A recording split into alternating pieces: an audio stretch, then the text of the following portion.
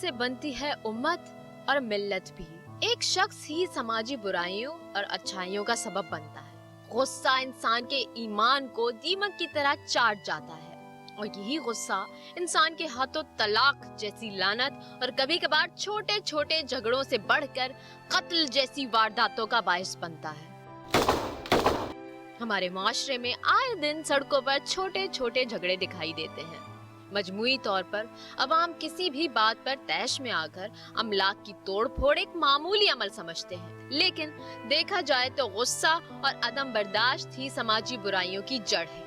आज की एपिसोड में ऐसे ही एक कहानी आपको दिखाने जा रहे हैं।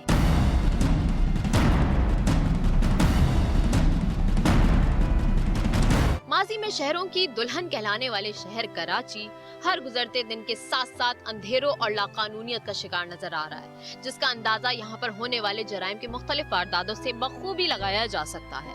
यहाँ नाज़माबाद के इलाके गुज्जर नाले के करीब कुत्ते को पत्थर मारने के मामूली तनाजे ने खूनी शक्ल इख्तियार कर ली, जो मामूली तल्ख कलामी के बाद झगड़े और फिर फायरिंग तक पहुँच गयी। हंसते बसते घर में इस वक्त सफ़े मातम बिछ गयी जब इरशाद नामी शख्स ने कुत्ते को छेड़ने के मामूली तनाजे पर फायरिंग शुरू कर दी। मेरे घर से कुछ दूर एक घर है, वहाँ एक खातून ने कुत्ता पाल रखा है। उसने कुछ बच्चे दे दिए, उस बच्चों की वजह से ही झगड़ा हुआ है। और जब मैं अक्सर वो खातून मेरे बच्चों को पकड़ लिया करती थी, और मैं आज जब पूछने गया कि आप मेरे ही बच्चे को क्यों पकड़ती हैं, वजह बताइए, तो बोला आपका बच्चा इसको पत्थर मारता है। हालांकि बाबा जी इसके वहाँ 50-100 बच्चे होते हैं। मेरा बेटा कहने लगा बाबा ये हमेशा मुझे ही पकड़ती है, और मेरा भतीजा आज हैदराबाद से आया है 2-3 दिन पहले, उस पर बोलने लगे ये भी मारता है। हालांकि वो आज उतरा नहीं, महल्ले वालों ने भी कई मतलब गवाही दी पत्थर नहीं मारते, वो खातून मारने पे तैयार नहीं थी। मुल्जिम का कहना था कि मुखालिफ धड़े ने फोन करके दर्जनों लड़कों को बुलाया, जिसकी वजह से झगड़ा संगीन सूरत इख्तियार कर गया। कुछ लड़के जो ये खातून के साथ थे, मेरे एक छोटे भाई को पकड़ के और मेरे बच्चे को पकड़े हरासा कर रहे थे मुसलसल ऊपर से, और मैं ये सब कुछ देख रहा था। अब उनकी हिफाजत के लिए मैं हवाई फायर ज़रूर किया, मैं नीचे आके हवाई फायर किया। उसके बाद मुझे लड़कों ने पीछे से पकड़ा, मेरा भतीजा ज़ख्मी हुआ, इन्होंने भी फायर किया, मैंने भी फायर किया। उससे कौन ज़ख्मी हुआ मुझे नहीं पता, मैं उनके फायर से कौन ज़ख्मी हुआ मुझे नहीं पता। मुल्जिम इरशाद की फायरिंग से गली में खड़ी 2 गाड़ियों के शीशे भी टूट गए।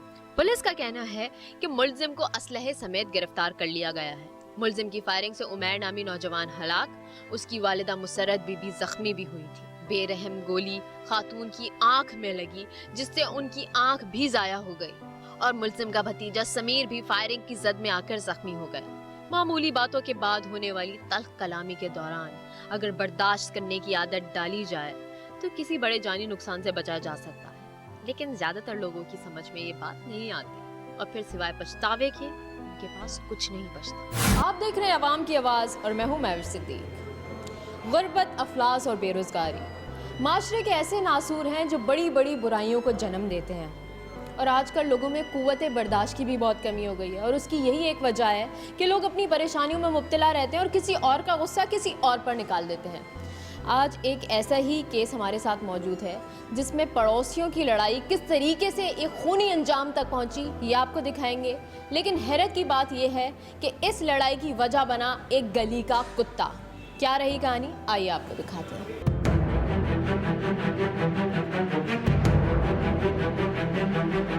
आजकल बेहिसी और नफसा नफसी का दौर है। पहले के ज़माने में लोग एक दूसरे का ख्याल किया करते थे, भाईचारा था, हमदर्दियाँ हुआ करती थीं। मोहल्ले में अगर एक शख्स बीमार होता था तो पूरा मोहल्ला उसकी अयादत के लिए आ जाता था। लेकिन आज का दौर बिल्कुल अलग है, हर एक अपने में लगा हुआ है। बर्दाश्त ख़त्म हो गई है लोगों में, रिश्तों का पास नहीं रहा। छोटी छोटी बातों में इतने बड़े बड़े मसले क्रिएट कर दिए जाते हैं कि जिसके बारे में किसी को वहमो गुमान भी नहीं होता, और पूरे का पूरा घर बर्बाद हो जाता है। एक ऐसी ही कहानी आज हमारे साथ उमैर की मौजूद है, जिसकी 13 जनवरी को शादी होने वाली थी, लेकिन उसकी शादी से पहले ही 31 दिसंबर को उसके अपने ही पड़ोसी ने उसे गोलियां मारकर कत्ल कर दिया। और ये वालिदा जो हैं, ये ख़ुद भी उस जालिम की गोली का निशाना बनी। सबसे पहले अपने बच्चे के आगे आ गई ताकि उस बच्चे को गोली ना लगे, तो सबसे पहले गोली इन्होंने खाई, लेकिन उस जालिम ने बिल्कुल परवाह नहीं की और बाद में भी गोलियां चलाईं और उमैर को हलाक कर दिया। क्या हुआ था आंटी? बेटा, किसी कुतिया ने आके हमारे क्यारी में बच्चे दे दिए। जी। बच्चे पत्थर मार मार के जाते थे महल्ले के। मैं उनको कहती थी बेटा बुरी बात है, जानवर को आप मारेंगे ना तो अल्लाह मियाँ आपको बहुत गुनाह देंगे। इसमें से एक फैमिली इतनी बदतमीज़ फैमिली थी। मैं उनकी मदर के पास इस बच्चे को लेकर गई और मैंने उनकी मदर से कहा कि बहन देखें कुत्ता कहीं बच्चे को काट ना ले। मैंने तो सबको ही कहा कि यहाँ कुत्ते ने बच्चे दे दिए, बच्चे यहाँ ना खेलें, यहाँ नहीं आए, किसी को चोट लग जाए तो बहुत बुरी बात है। इस औरत ने इस वक्त भी मुझसे बहुत बदतमीज़ी करी, इसकी माँ ने।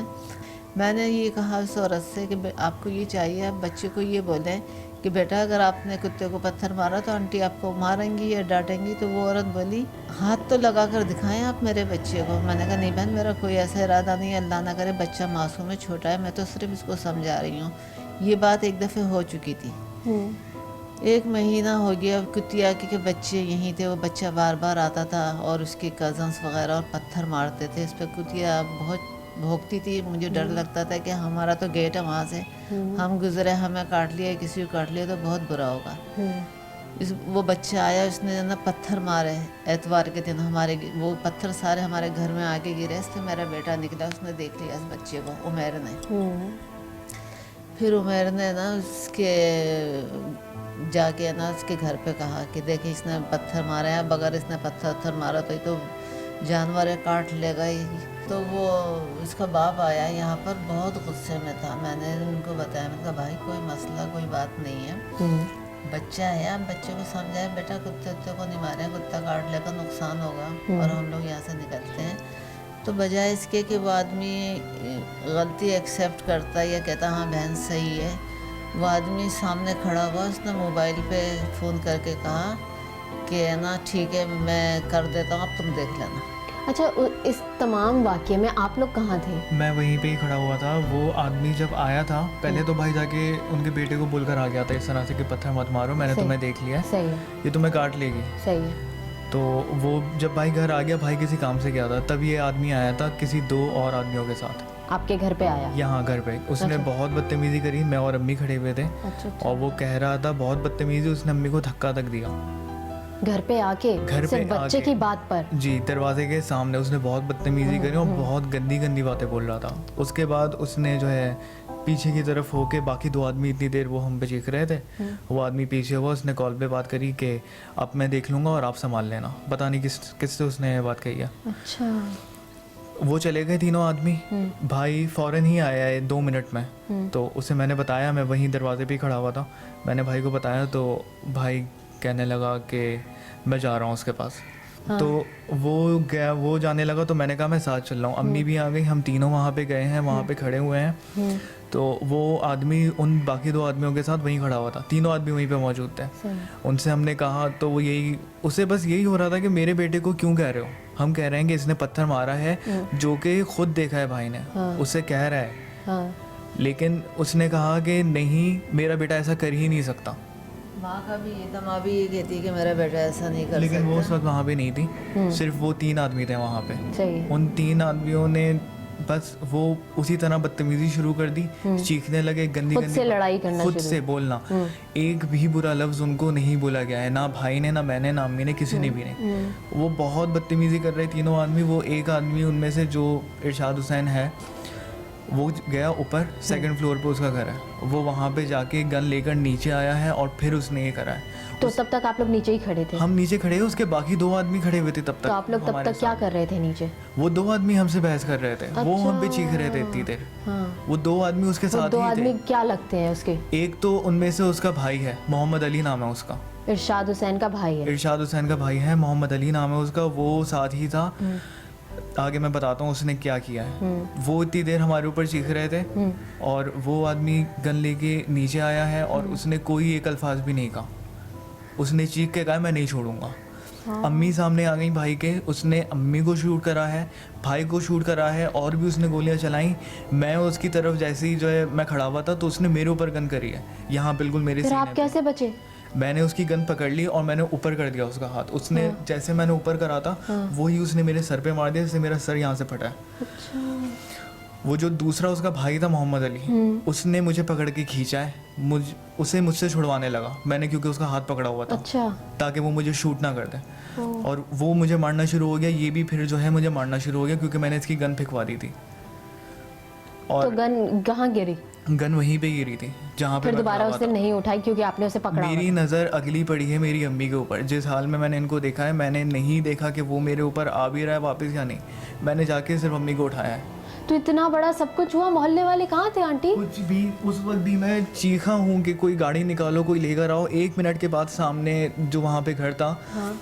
वो लेकर आए हैं गाड़ी और अम्मी को लेके। तो इतनी देर जो बहस हो रही थी, आपने बताया मुझे आप लोग 70 साल से यहाँ रह रहे 70 साल हैं, से। तो आपके तो कितने पुराने मोहल्ले वाले होंगे, तो कोई कुछ इस नहीं कहता बहस था। में बीच में नहीं आया? आपको पता है आजकल कैसा दौर है, लोग देखते रहते हैं क्या हो रहा है किसके साथ, पूरे महल्ले ने देखा। उमैर को गोली कहाँ लगी? सीने पे लगी, भाई को सीने पे लगी, अम्मी को सर पे लगी। इनकी लेफ्ट आई जो है वो एक्सपायर हो चुकी है, वो निकाल दी है।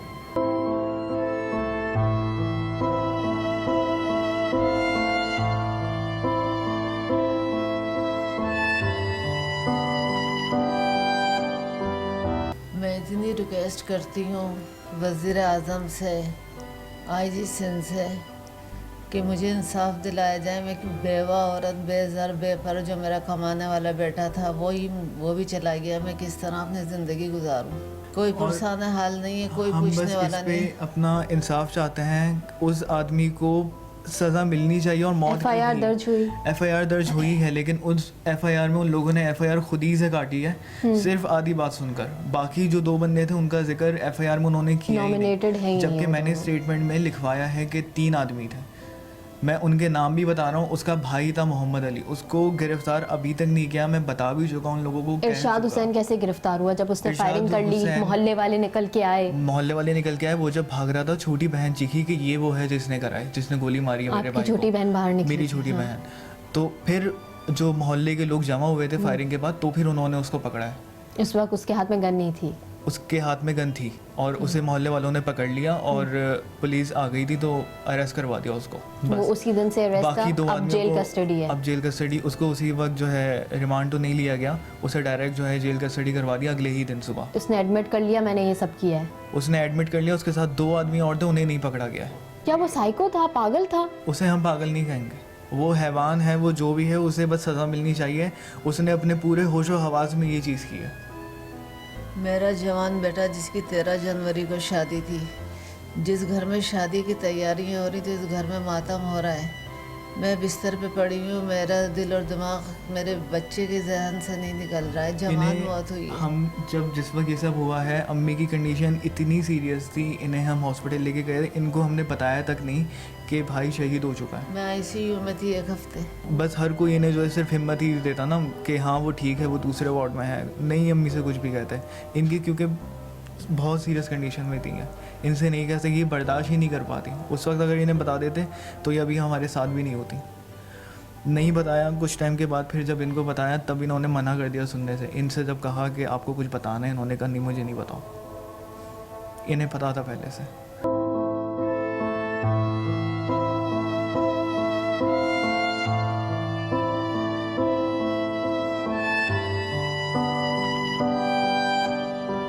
माँ की दुआ समझे कबूल हुई है कि अब दोबारा हुकूमत ने फांसियाँ देना शुरू किया है। तो अभी आंटी आप क्या कह रही थी इस हवाले से? मेरा दिल गवाही दे रहा है पहले दिन से कि अल्लाह ताला इंशाअल्लाह ताला, अल्लाह का रसूल मुझे इंसाफ दिलाएगा। मेरी जो दिल की बेचैनी बेकरारी, में सज़ाए मौत चाहती हूँ। इसके आगे पीछे मुझे कुछ नहीं चाहिए, मुझे सिर्फ़ और सिर्फ इंसाफ चाहिए। मैंने रिक्वेस्ट करी थी नवाज़ शरीफ से, शहबाज शरीफ से, इमरान खान से, अल्ताफ़ हुसैन से। ये लोग चाहें एक्शन ले, देखें, सोचें, मेरी दुख तकलीफ़ समझ सके। मेरी जो दिल की हालत हो रही है, जितनी मैं बीमार हूँ, जितनी मैं बेचैन बेकरार परेशान हूँ, अल्लाह मुझे सब्र व तहम्मुम अता फ़रमाए और कामयाबी अता फ़रमाए। और अल्लाह ताला मैं अपने कानों से, आँखों से ये सब कुछ देखूँ और सुनूँ। मेरी एक आँख ज़ाया हो गई, मेरे दिमाग में शदीद चोट आई हुई है। मैं किस तरह की ज़िंदगी गुजार रही हूँ ये अल्लाह जानता है।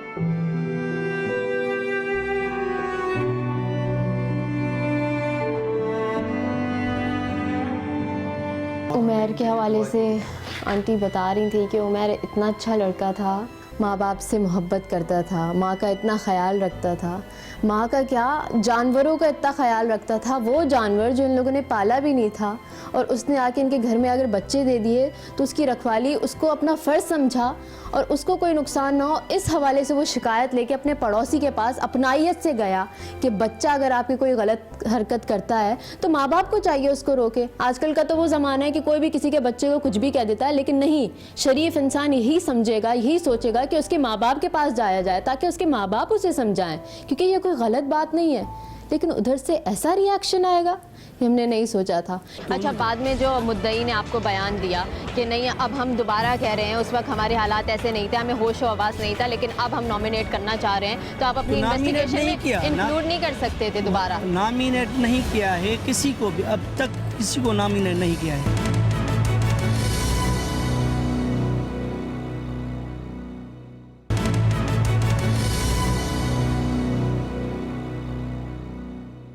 हम थाना गुलबहार की जानिब रवाना हुए ताकि इन्वेस्टिगेशन ऑफिसर से मिलकर हम केस की तफसीलात जान सकें। जब थाने पहुंचे तो रिवायती बहाने हमें सुनने को मिले कि इन्वेस्टिगेशन ऑफिसर इस वक्त थाने में मौजूद नहीं और इंतजार फरमाइए, और हमने मुसलसल 1 घंटा आईओ का इंतजार किया। बिल आखिर फोन पर आईओ जनाब से बात हुई तो उन्होंने 1 दिन बाद कोर्ट में मुल्जिम के साथ हमसे मिलने का वादा किया।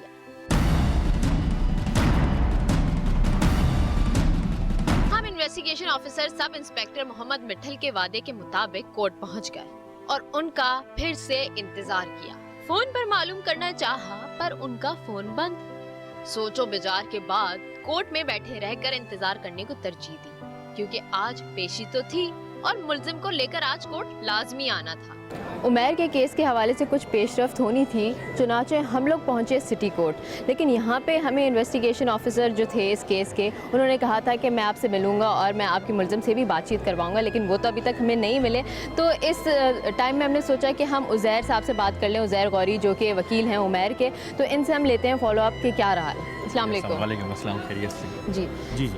मुझे ये बताइए कि ऐसा केस जो है नॉर्मली होता नहीं है, बिना किसी रीज़न के किसी को कत्ल कर देना बहुत कम नज़र आता है, तो आप इस केस के हवाले से क्या कहेंगे? देखें, जहाँ तक रीज़न की बात है, कोई स्ट्रॉन्ग रीज़न नहीं है किसी को कत्ल करने का। इनफैक्ट मैं एक बात कहूँगा, कोई रीज़न ही नहीं होता किसी को कत्ल करने का। ठीक है, सिर्फ एक कुत्ते की बुनियाद पर वहाँ पर एक लड़ाई हुई, वहाँ पर ये बंदा बाहर आया, इसने पिस्टल निकाली और इसने वहाँ पर पहले तो एक बंदे को शॉट किया उमैर नाम के, फिर उसकी माँ को भी गोली मारी, वो भी शदीद ज़ख्मी हो गई, उसने अपनी आँख ज़ाया कर दी। अच्छा, फिर आप अगर एक चीज़ देखें, मौके वारदात से वो बंदा पकड़ा गया, उसको थाने लेकर चले गए और फिर वहाँ पर जो कंप्लेनेंट है हमारा, जो कि इस वक्त मफलूज हालत में था, उसका दिमागी तवाज़ुन ठीक नहीं था, उस वक्त उसका स्टेटमेंट लिया गया। ठीक है, उसका स्टेटमेंट लिया गया। उसने स्टेटमेंट में अपने ये जिक्र किया कि वहाँ पर एक आदमी ने मेरी माँ को गोली मारी है और मेरे भाई को शहीद कर दिया है। ऑब्वियसली सोचने की बात है कि एक अगर आदमी जिस वो मेंटल स्टेट जिसका सही नहीं है वो तो ऐसा ही बयान देगा, लेकिन अगर आप इलाके वालों से पूछा, इन लोगों ने, जब पुलिस वालों ने पूरा इलाके वालों से पूछा, ये वहाँ पर गए, ठीक है, तो इनको वहाँ पर ये बात पता थी कि there over 3 person who were involve in the set incident, 3 बंदे इन्वॉल्व थे। रादर देन दैट फैक्ट इन्होंने सिर्फ एक ही का जिक्र किया है एफआईआर के अंदर, 3 बंदों का जिक्र करना चाहिए था। एफआईआर जो काटी गई है वो 302/324 काटी गई है, उसके आगे /34 भी होना चाहिए था, because 3 person were involve in the set incident. फिर हुआ ये कि 161 के बयानात के अंदर भी उन 2 एक्स्ट्रा बंदों का जिक्र किया गया। एक शायद जो मेरी अपनी इंफॉर्मेशन है उसके हिसाब से एक शायद जिसने कत्ल किया है उसी का भाई है सगा, लेकिन उसका जिक्र दूर दूर तक नहीं हुआ। फिर होता यह है कि जब रजिस्ट्रेशन हो जाती है, एक बार किसी भी केस की अगर रजिस्ट्रेशन हो गई है, ठीक है, रजिस्ट्रेशन होते ही होता यह है कि वो सेक्शन नंबर 61, ठीक है, और हमारे आर्टिकल 1973 कॉन्स्टिट्यूशन जो है उसके आर्टिकल 9-10 के तहत उसको कोर्ट में जब पेश किया जाता है, within 24 our from the said incident पेश किया जाएगा। ठीक है, फिर उसकी ड्यूटी होती है इन्वेस्टिगेशन ऑफिसर की ऐसे केसेस में कि उसका रिमांड ले। अब रिमांड भी 2 किस्म के आ जाते हैं, एक आता है पुलिस रिमांड और एक आता है जेल रिमांड। इसने क्या किया, इसने उसको जेल भेज दिया, जो ये सिंपली ये सिग्निफाई कर रहा है कि भाई investigation is completed to the extent of the accuse. इसका मतलब है उससे अक्यूज को फर्दर कोई सवाल ही नहीं करना था। अब अब आप एक चीज़ देखें कि यहाँ तक कि इसको ये बात पता है कि 161 के बयानात अभी रिकॉर्ड होने हैं, इनको ये बात पता है कि अभी जैसे 164 की एप्लीकेशन एक मूव की हुई है, 164 भी मूव होना है, तो ये कैसी इन्वेस्टिगेशन चल रही थी, ये कैसी रजिस्ट्रेशन चल रही थी। देखिए हम वकील हैं, हमारा काम आता है अमूमन ट्रायल फेज़ के ऊपर, लेकिन अगर इन्वेस्टिगेशन और रजिस्ट्रेशन इन दोनों में अगर थोड़े बहुत फॉल्ट हो ना तो फेवर करते हैं अक्यूज को। दैट इज कि even if a single doubt is created it goes to the favour of the accuse. ये एक रूल है कानून का। तो ये सारी चीज़ों को इन लोगों ने अवॉइड किया है। ऐसे बड़े केस के अंदर इन्होंने कोई रिमांड नहीं लिया, तो मतलब दैट इज़ क्वाइट शॉकिंग। पहली चीज़ ये, तो वहीं पर ये सिग्निफाई हो गया था कि इन्वेस्टिगेशन सही तरीके से चल नहीं रही है, ना ही रजिस्ट्रेशन प्रोसेस सही तरीके से चला है। इन्वेस्टिगेशन ऑफिसर को चेंज करने की भी अपील की गई है, लेकिन उस पर कोई अमल दरामद अभी तक हुआ नहीं है। वो मुझे असल में हुआ ये था कि उन्होंने मुझसे डिस्कस भी ये किया था। मैंने कहा था ये आपकी अपनी मर्जी है, ये जो पार्टी होती है उसकी अपनी मर्जी होती है। If they wish to change the investigation, ठीक है, and if they wish to give investigation to any other official, ये उनका अपना राइट है, वो ये कर सकते हैं। उन्होंने अप्लाई किया था। अब उसके ऊपर क्या प्रोसीडिंग, क्या उसके ऊपर फर्दर प्रोसेस चल रहा है, मुझे इस बारे में इल्म नहीं है। अच्छा, जो वालिदा हैं उमैर की, उन्होंने ये कहा है कि मैं डिमांड करती हूँ कि इसकी फांसी हो, तो पॉसिबिलिटी है? देखें, फांसी की हम भी डिमांड करेंगे, ठीक है, और हम ये कहेंगे कि इसको सख्त से सख्त सज़ा दी जाए। लेकिन अब इस चीज़ की गारंटी हम नहीं दे सकते, ठीक है, गारंटी हम नहीं दे सकते, क्योंकि देखें केस की नोयत देखी जाती है, हबीचुअल मर्डर नहीं है, इज़ नॉट ए हबीचुअल मर्डर। अगर हबीचुअल होता तो फिर एक बात अलग थी, लेकिन अगर मौत की सज़ा मौत है तो देयरफॉर क्लेम तो हम यही करेंगे कि इसको सज़ाए मौत दी जाए। अच्छा, विटनेसेस की अगर हम बात करें, मोहल्ले वाले विटनेस थे, लेकिन उनकी तरफ से आप कुछ रिक्वायरमेंट है, आपको गवाही की देखिए, ज़रूरत होगी? मैं तो ये बात कहूँगा कि अगर कोई भी प्राइवेट विटनेस हैं, it is my humble request to them कि प्लीज़ कोर्ट आइए, कोर्ट आके अपने बयान रिकॉर्ड करवाइए 164 के, या अगर कोर्ट नहीं आ रहे तो एक्स्ट्रा स्टेटमेंट के तहत अपने बयान आयोग को रिकॉर्ड करवाइए। एटलीस्ट उस बंदे को जस्टिस दिलवाइए, ठीक है, जिसका भाई शहीद हो गया और जिसकी माँ इस टाइम पे बहुत मतलब बुरी हालत में है, उसको जस्टिस दिलवाना चाहिए है। ये बहुत गलत हो रहा है, क्योंकि ये तो देखें, ये बात अगर आके वो टीवी पे बोल रही हैं या इधर उधर बोल रही हैं, कोर्ट उनको कॉल करेगा, वो कोर्ट में नहीं आएंगे तो ये लैक ऑफ एविडेंस हो जाएगा, ये इम्प्रॉपर एविडेंस हो जाएगा और फिर हमारे लिए ही मसला हो जाएगा।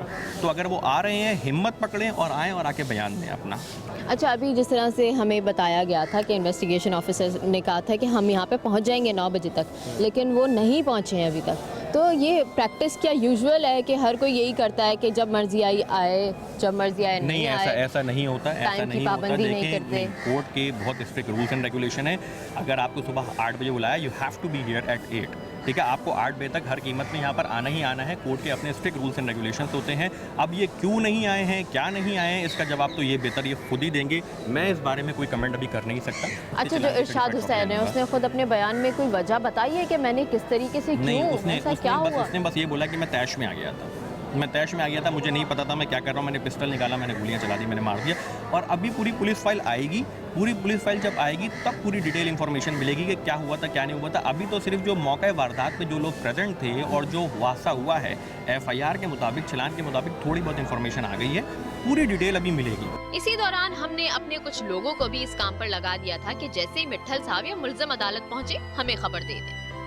हमने कोशिश की कि कत्ल के मुल्ज़िम इरशाद से बातचीत आपको दिखाई जाए, लेकिन तफ्तीशी अफसर के साथ ही टीम को इधर उधर घुमाते रहे और मुसलसल हमें मिसगाइड करते रहे और आखिर तक इरशाद से बातचीत नहीं करवाई गई। उमैर के केस के इन्वेस्टिगेशन ऑफिसर मोहम्मद मिट्ठल साहब हमारे साथ मौजूद हैं, गुलबहार थाने में ये होते हैं।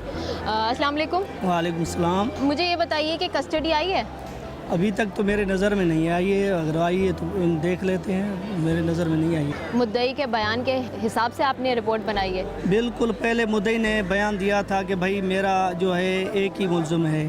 अच्छा। उसके बाद जो है 161 में उन्होंने कहा कि 2 नामालूम में ये है कि अगर पड़ोस में 2-3 मकान हैं, उसमें अगर वो कहता है कि 2 बंदे नामिनेट हैं तो उनको जान पहचान भी हो सकती है। महल्ले का बंदा एक ही गली में रहता है तो उनको कहना चाहिए, लेकिन उसी टाइम में इंडिपेंडेंट बंदे थे, वो किसी ने भी किसी और का नाम नहीं लिया था और नहीं कोई कहा था। 154 अच्छा, उस वक्त उन लोगों की एक शिकायत ये है कि भाई जब बयान हमने दिया था वो ऐसी हालत में दिया था, जो वालिदा थी उमैर की, वो जो थी बीमार थी और उनकी कंडीशन ऐसी नहीं थी कि वो बता सके, तो उन्होंने उस वक्त सिर्फ ये कहा था कि एक बंदे ने गोली चला दी, लेकिन उसके साथ साथ जो लोग इन्वॉल्व थे वो तो थे ही नहीं। और उस बारे में मोहल्ले वालों ने भी बोला है कि उसके 2 दोस्त थे या उनमें से एक भाई था, वो मोहल्ले वालों ने में से एक समीदीन था जिसने भी इन इनहराफ कर दिया कि भाई कोई नहीं था, एक ही बंदे का नाम ले रहा था। मुद्दई ने आईजी पुलिस सिंध को दरखास्त दे रखी है जिसमें तफ्तीशी अफसर की इन्वेस्टिगेशन से वो नाखुश दिखाई दिए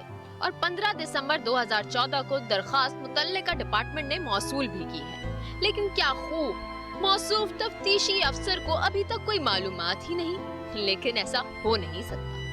अच्छा, बाद में जो मुद्दई ने आपको बयान दिया कि नहीं अब हम दोबारा कह रहे हैं, उस वक्त हमारे हालात ऐसे नहीं थे, हमें होश व आवास नहीं था, लेकिन अब हम नॉमिनेट करना चाह रहे हैं, तो आप अपनी इन्वेस्टिगेशन में इंक्लूड नहीं कर सकते थे दोबारा? नॉमिनेट नहीं किया है किसी को भी, अब तक किसी को नॉमिनेट नहीं किया है।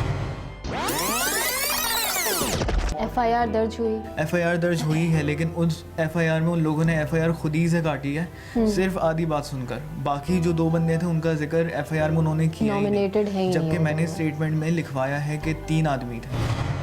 बार बार बोल रहे हैं कि हाँ 2 लोगों का के बारे में हमने बोला है और आप लोगों की तरफ से रिपोर्ट में उनका कोई नामो निशान ही नहीं है। नहीं, रिपोर्ट में नाम, जब आप किसी का नामजद किसी को करोगी तो हम नामजद किसी अच्छा, को किसी को नहीं पता कि ये 2 लोग कौन है, ये कल को हम पे हमला करके चले जाते हैं, तो आप उनका नाम इंक्लूड करोगे ही नहीं? क्या पता नामालूम के हवाले से आप कर दो। इसलिए कि देखो बात ये है कि मुझे वकील साहब, उनके मुद्दई के वकील ने कहा था कि भाई आप इनको, मैं मुद्दई जो है मैंने उनको समझा लिया है, आपके पास आएगा वो बयान मजीद देगा और आप उनका जो है बयान किसी को नॉमिनेट करो। मैंने कहा कि कानून ऐसे इजाज़त नहीं देता है जब तक किसी को मुद्दई या उनका गवाह नामजद नहीं करता। अगर वो ये भी कहते हैं कि उनके भाई हैं शहर के, तो 100 बंदे हैं, ये पता नहीं है कि वो हैं या नहीं है।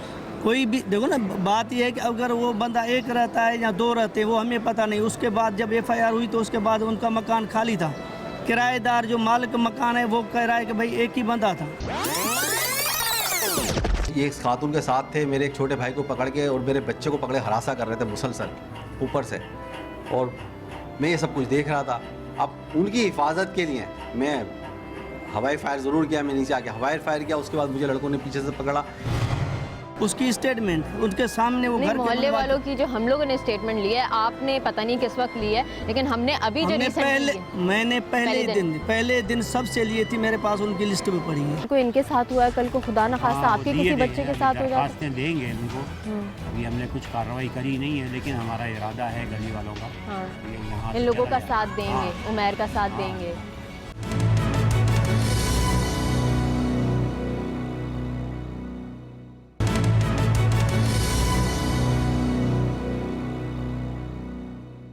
अक्सर हमारे मुआशरे में कत्ल की गवाही देने वाले मुल्जिमों की जानिब से धमकी आमेज हथकंडों से डर जाते हैं और मजबूत तर गवाही भी कमजोर पड़ जाती है। हमने इंसान के कत्ल पर लोगों से भी राय ली। अस्सलाम वालेकुम, बात सुनिए, आपको इनके केस के हवाले से थोड़ी मालूमात है?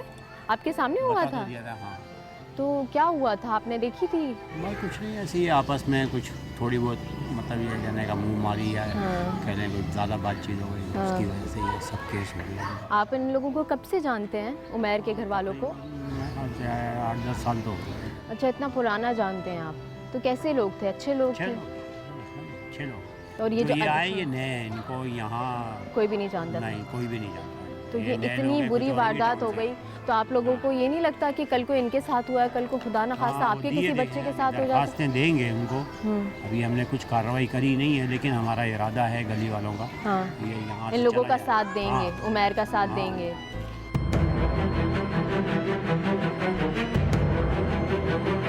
अच्छा, आप बताइए, ये आपका घर है, आप कितने अरसे से रह रहे हैं यहाँ? बहुत साल से, 20 साल। 20 साल से रह रहे हैं। इतना दिलखराश वाक़या रोनुमा हो गया, आपकी नज़रों के सामने हुआ, तो आप इस हवाले से क्या कहेंगे? क्या हो गया ये? मैं जो खुद अकल काम नहीं करती कि क्या हो गया, ऐसा कभी न देखा न सुना, ऐसा हो गया। अच्छा, ये जो घर है ये आपका अपना है ना? जी मेरा है। तो आपने सेल आउट किया था ये पोर्शन, तो आपने इन्वेस्टिगेशन की थी? कौन लोग थे, कहाँ से आए? मैं इनको 20 साल से जानता हूँ। अच्छा, 20 साल से मैं भी टीवी का कारोबार करता हूँ और ये भी टीवी का कारोबार करते हैं, सच में दुकान है इनकी। अच्छा अच्छा अच्छा, इस हवाले से, कारोबारी हवाले से आप इनको पहचान लेते हैं। अच्छा, तो इनका कोई पीछे से कोई रिकॉर्ड था कि ये लोग इसी तरह की क्रिमिनल एक्टिविटीज़ में इन्वॉल्व हो? कभी भी नहीं। इनके पास गन कहाँ से आई, क्यों रखते थे? दुकान पे रखते थे, बाई चांस उस दिन ले आए थे, उससे पहले कभी लाई नहीं।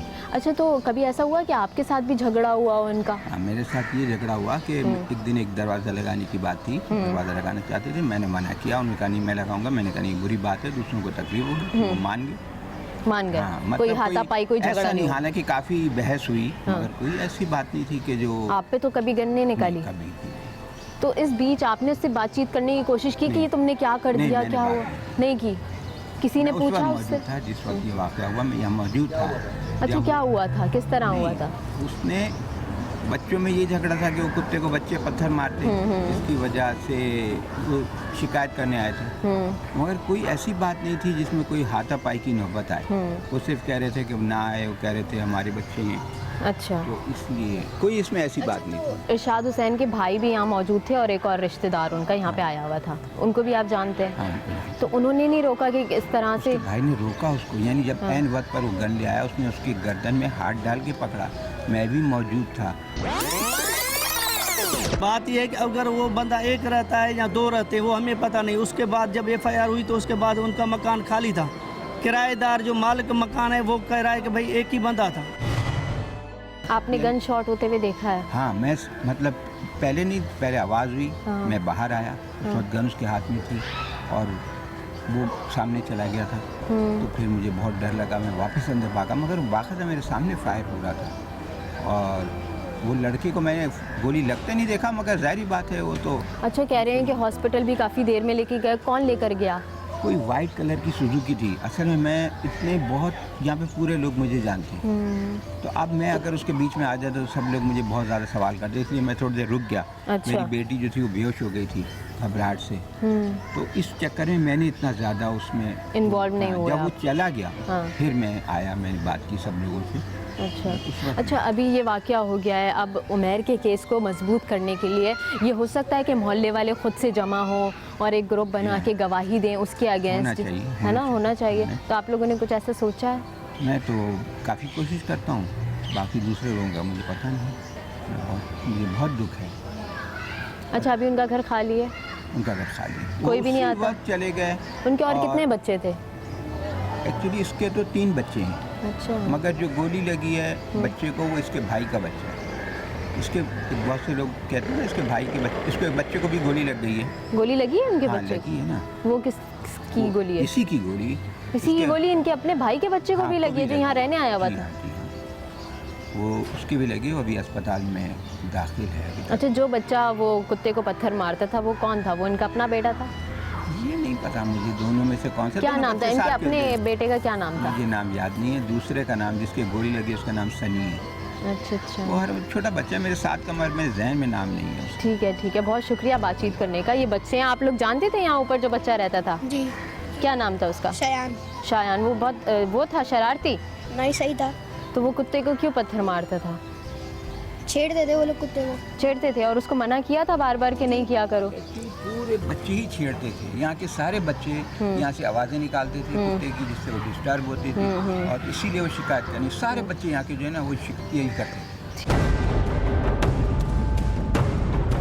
मोहल्ले वालों का भी आपने बयान सुना? उखाड़ के दिखाना नहीं नहीं, सही है, ये मुझे फील हो रहा है। ये सुराख है, इनकी गाड़ी को भी गोलियां लगी हैं और ये कोई इतनी बड़ी बात नहीं थी। जिस तरह से हमने मोहल्ले वालों से बात की कि कोई किसी पे इस तरह से फायरिंग खोल सकता है, जिस तरह से इन्होंने बताया कि उसने आते ही अंधाधुंध फायरिंग की है, इनके दोनों शीशे टूट गए, छत पे भी गोलियां आई है, इवन उसकी जद में और कोई भी आ जाता तो उसको भी गोलियां लग जाती। उसने अंधाधुंध फायरिंग की है, तो इंसान इतना जज्बाती था भी नहीं, ना वो पागल था, तो उसने ऐसी कैसे हरकत कर दी? इवन ये खुद कह रहे हैं। हाँ, लगता है कि जैसे बस गन उसके हाथ में आई तो शैतान ने पीछे से ऐसे कर दिया। शैतान? फिर तो और कोई हर वजह क्रिमिनल एक नहीं। शैतान है। देखिए, पिस्तौल होना ही नहीं चाहिए। हाँ, इसलिए ये जब आप एक बड़ी बात है। पिस्तौल क्यों है उसके क्यों है? पास? ये खराब बात है ना। जब पिस्तौल होता है तो आदमी को एक ताकत महसूस होती है, बस उस गलती में ऐसा हो गया।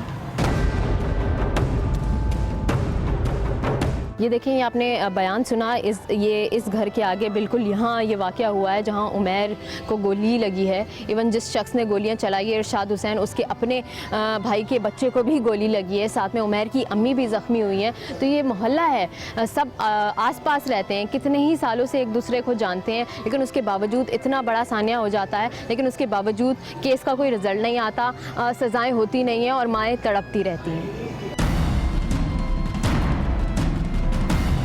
हम कुछ वकला हजरात यहाँ पे कोर्ट में मौजूद हैं, उनसे सवाल करते हैं कि किसी भी केस के सिलसिले में इन्वेस्टिगेशन ऑफिसर का क्या रोल होता है। अगर कोई रिपोर्ट मजबूत करनी है, कोई केस मजबूत करना है, तो आप मुझे बताइए इन्वेस्टिगेशन ऑफिसर क्या क्या कर सकता है? क्रिमिनल केस टोटल जो डिपेंड करता है इन्वेस्टिगेशन पे करता है। इन्वेस्टिगेशन जो वो इन्वेस्टिगेशन आईओ हाँ। ऑफिसर करता है। इसमें 14 दिन का टाइम होता है लॉ के हिसाब से। 14 दिन में उसे अपनी पूरी इन्वेस्टिगेशन कंप्लीट करके पेश करना पड़ता है चालान कोर्ट में। अब जैसे आज जो हमने केस कवर किया उसके अंदर एक मोहल्ले में झगड़ा हुआ और झगड़े के नतीजे में माँ और बेटे के ऊपर फायरिंग की गई, जिसके नतीजे में बच्चा हलाक हो गया। तो वो एक आम आदमी है, कोई सीरियल किलर नहीं है, कोई बड़ा क्रिमिनल नहीं है, लेकिन उसके बावजूद उसके अगेंस्ट गवाहान जो हैं वो नहीं आ रहे, वो डर रहे हैं। गवाहान तो गवाहों को, आम पब्लिक को कोई मैसेज देना चाहेंगे कि आप लोगों की गवाही से केस कितना स्ट्रांग हो सकता है? गवाह जब आते भी हैं उनको नोटिस भी दिया जाता है। अगर इन्वेस्टिगेशन ऑफिसर गवाहों को रख भी ले, प्राइवेट गवाह, तो उनके पास इतना मतलब फारिग टाइम ही नहीं होता कि वो गवाही देने आए। अच्छा, वो बस अपनी मॉरल ड्यूटी नहीं समझते ना। हुए में है, माहौल ऐसा है, चीज़ें ऐसी बन गई हैं कि हर कोई कहता है कि मैं शादीशुदा हूँ या बीवी बच्चे वाला हूँ, माँ बाप वाला हूँ, तो कोई भी आगे गवाही देने से कतराता है। सिटी कोर्ट में हम घूम रहे हैं, ओथ कमिश्नर्स का ये डिपार्टमेंट है, यहाँ बैठे होते हैं सब। तो यहाँ हम कुछ लोगों से बात करते हैं। आपसे थोड़ी सी बातचीत हो सकती है? कोई भी कोर्ट केस होता है, कत्ल का केस होता है, तो उसके अंदर इन्वेस्टिगेशन ऑफिसर के क्या रोल्स होते हैं और उसकी रिपोर्ट कितना असर करती है किसी भी केस में? पहली बात तो ये है कि इन्वेस्टिगेशन ऑफिसर जो है, जो भी केस उसको मिलता है, इन्वेस्टिगेशन ऑफिसर यानी जो आई होता है, वो फुल पावर अथॉरिटी होती है उसकी। अथॉरिटी ये होती है कि वो जो भी चालान पेश करता है अदालत में, कोर्ट उसको एक्सेप्ट करती है। और अगर तफ्तीश के दौरान वो ये महसूस करता है कि इस पर झूठा इल्ज़ाम लगाया गया है, तो वो फिर अदालत को जो है 169 या 497 के तहत जो है, CRPC के तहत जो है, वो अदालत से रिक्वेस्ट करता है कि इनको जो है छोड़ दिया जाए। फिर अदालत का जो DDP है वो उसको अप्रूवल करता है, उसके बाद जो है साहब उस पर आर्डर करते हैं। आईओ जो है एक FIR कटने के बाद IO का सारा काम होता है, उसके अलावा जो है और कोई काम, थाने की कोई इन्वॉल्वमेंट नहीं होती, किसी और अफसर की नहीं होती, कुछ नहीं होती है। प्रोग्राम आपने देखा, एक छोटी सी बात ने एक हंसते बसते घराने को गम में मुब्तला कर दिया। उमैर का जिस दिन मायूं था, अब उस दिन उसका 40वां होगा। अब ज़रूरत इस अमर की है कि इस केस में हमने ये देखा कि कुछ फ्लॉज मौजूद हैं इन्वेस्टिगेशन रिपोर्ट में। तो अगर इन्वेस्टिगेशन ऑफिसर चाहे तो रिपोर्ट मजबूत हो सकता है और उस ज़ख्मी माँ को अपने बेटे का इंसाफ मिल सकता है। लेकिन ज़िम्मेदारी हमारे हुक्काम बाला की भी है, और वो लोग जो कि इन ऐसे मुल्ज़िमान को कैफर किरदार तक पहुँचा सकते हैं, तो प्लीज़ अपना रोल प्ले करें और उमैर की अम्मी को इंसाफ दिलवाने में मदद करें। साथ साथ ये सबक होगा ऐसे लोगों के लिए भी जो शॉर्ट टेम्पर्ड हैं और बहुत जल्दी डिसीजन कर लेते हैं, जज्बात में आके इंतहाई कदम उठा लेते हैं। तो प्लीज़ ऐसा मत कीजिए, क्योंकि ऐसे करने से आपके हज़ारों ख़ानदान मुतासर हो सकते हैं। इस हफ़्ते के लिए इतना ही। कैसा लगा प्रोग्राम आप हमें बता सकते हैं इंटरनेट के थ्रू। अब आवाम की आवाज़ की टीम और महवर सिद्दीक को दीजिए इजाज़त। आवाज़ उठाइए, इनकलाब लाइए।